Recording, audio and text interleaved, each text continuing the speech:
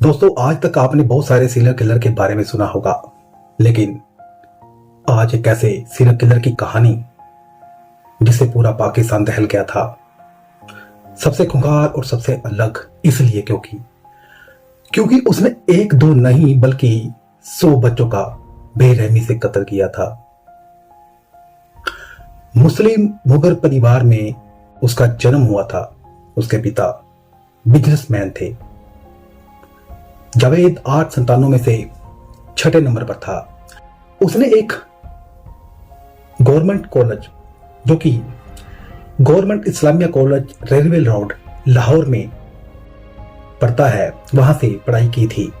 1978 में एक छात्र के रूप में उन्होंने एक स्टील कास्टिंग धंधा शुरू किया।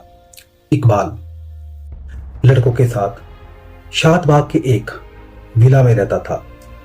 संपन्न परिवार से वो आता था, जिसे उसके पिता ने उसके लिए खरीदा था। जिन बच्चों के साथ उसने बर्बरता की थी, उन बच्चों की उम्र 6 साल से लेकर 16 साल के बीच थी।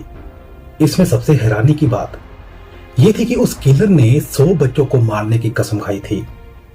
जी हां, 100 बच्चे, पूरे के पूरे 100, न एक कम न एक ज्यादा। उसके बाद उसने खुद सरेंडर कर दिया।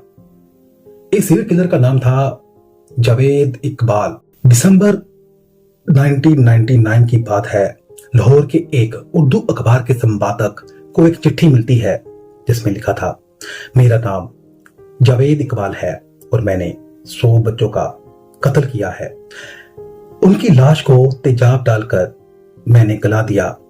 उसने चिट्ठी में यह भी बताया था कि उसने जितने भी बच्चों का कत्ल किया था, उसमें से अधिकतर बच्चे घर से भागे हुए थे या तो अनाथ थे।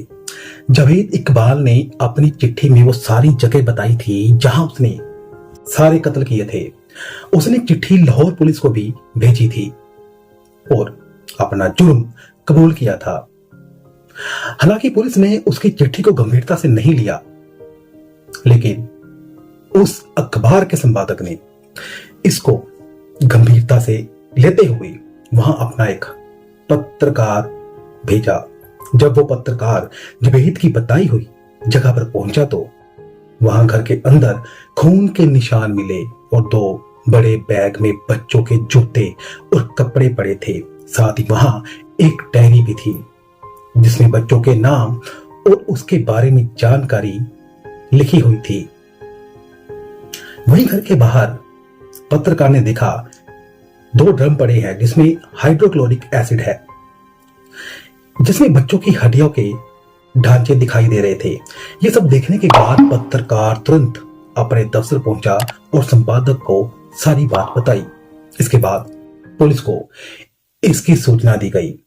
सूचना मिलने पर पुलिस की टीम जावेद इकबाल के उस ठिकाने पर पहुंची और कत्ल के सारे सबूत इकट्ठे किए। इसके अलावा पुलिस को वहां एक नोटबुक भी मिली, जिसमें उसकी जिंदगी की सारी बातें लिखी हुई थी और साथ ही यह भी लिखा हुआ था कि कत्ल के सबूत के तौर पर मैंने कुछ लाशों को छोड़ रखा है, जिन्हें मैं ठिकाने नहीं लगा पाया। उसने नोटबुक में लिखा था कि मैं रावी नदी में कूदकर आत्महत्या करने जा रहा हूं। बस फिर क्या था, पुलिस ने तत्काल सर्च ऑपरेशन शुरू किया और रावी नदी का कोना कोना छान मारा, लेकिन जावेद की लाश कहीं बरामद नहीं हुई। ये पाकिस्तान के इतिहास का सबसे बड़ा सर्च ऑपरेशन था। पुलिस ने मामले की छानबीन के दौरान जावेद के 2 साथियों को गिरफ्तार किया था और उनसे पूछताछ शुरू की। पूछताछ के दौरान ही इसमें से एक ने छत से कूदकर आत्महत्या कर दी। उधर जावेद सीधा उसी उर्दू अखबार के दफ्तर में पहुंच गया जहां उसने पहली चिट्ठी भेजी थी। वह संपादक से मिला और इंटरव्यू देने की बात कही और कहा कि वह सरेंडर करने आया है। जब उसका इंटरव्यू खत्म हुआ तो पुलिस ने उसे गिरफ्तार कर लिया और पूछताछ का सिलसिला शुरू हुआ, जिसमें उसने बच्चों का कत्ल करने की हैरान करने वाली वजह बताई। जावेद ने पुलिस को बताया कि जब उसकी उम्र 20 साल के करीब थी, तब उसके ऊपर दुष्कर्म का इल्जाम लगाकर उसे जेल भेज दिया गया, जबकि उसने ऐसा नहीं किया था, बल्कि उसे साजिश के तहत फंसाया गया। इस दौरान उसकी मां हमेशा जेल में उससे मिलने आती थी, लेकिन बेटे की रिहाई के इंतजार में एक दिन उसकी मां की हार्ट अटैक से मौत हो गई, जिसके बाद उसने कसम खाई कि जैसे उसकी मां ने रोते रोते अपनी जान गंवाई है, वैसे ही वो कम से कम 100 माओं को रुलाएगा। इसके बाद उसकी हत्या करने का सिलसिला शुरू हुआ। जावेद के मुताबिक वो बच्चों को बहला फुसलाकर या फिर जबरदस्ती उन्हें लाहौर के शादबाग वाले अपने घर में ले आता था, जो एक सुनसान इलाके में था। फिर वहां बच्चों से वो दुष्कर्म करता था और उन्हें लोहे की एक जंजीर के सहारे गला घोटकर मार देता था।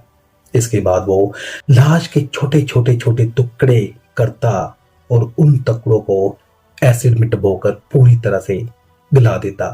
उसके बाद भी अगर कोई टुकड़ा बच जाता तो वो शख्स उस टुकड़ों को ले जाकर नदी में फेंक देता था। जावेद ने जब पुलिस को सारे बयान दे दिए और अपना जुर्म कबूल कर लिया, तो उसे 16 मार्च 2000 को अदालत में पेश किया गया। कहते हैं कि उस समय अदालत के जज थे अल्लाह बख्श, और उन्होंने जावेद इकबाल के बेहद खौफनाक जुर्म के लिए हैरान करने वाली सजा सुनाई।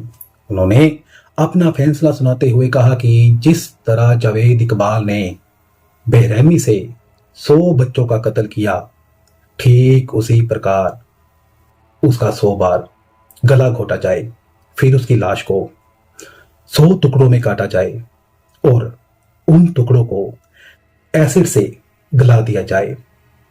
हालांकि बाद में दुनिया भर के देशों को जब इस कठोर फैसले के बारे में पता चला, तो उन्होंने इसका विरोध किया, जिसके बाद फैसले को पलट दिया गया और फैसला किया गया कि जावेद इकबाल को सीधा फांसी पर लटकाया जाएगा। हालांकि फांसी से पहले ही 8 अक्टूबर 2001 की सुबह कोट लखपत राय जेल में जावेद और उसके एक साथी की लाश मिली। उसकी लाशें छत पर लगे सरिये के सहारे लटक रही थी। उनके हाथ पैर नीले पड़ गए थे। कहा जाता है कि जेल में उन दोनों का खून किया गया था। पहले उन्हें जहर दिया गया, फिर बेडशीट के सहारे सरिये से लटकाकर उनको छत पर लटका दिया गया। हालांकि जेल अधिकारियों ने इसको खुदकुशी माना था। कहा जाता है कि इस मामले में कई जेल कर्मचारियों को निलंबित भी किया गया था। यह थी कहानी एक ऐसे सीरियल किलर की, हमारे पड़ोसी मुल्क पाकिस्तान की, जिसने बेरहमी की वो सारी हदें पार कर दी और बच्चों को, पूरे 100 बच्चों को उसने किस तरह से कत्ल किया, उनके शरीर के टुकड़े किए और खुद कबूल किया अपने जुर्म का, और खमियाजा उसको भी भुगतना पड़ा। यह थी एक सीरियल किलर की कहानी। कैसी लगी आपको मेरी जुबानी? कमेंट करके जरूर बताएं। और ऐसे ही किस्से और कहानियां सुनने के लिए मैं हर वक्त कहता हूं, मेरे चैनल को सब्सक्राइब कर दें, ताकि आपको हर आने वाली वीडियो का अपडेट मिलता रहे। तब तक के लिए दीजिए इजाजत। जय हिंद, वंदे मातरम।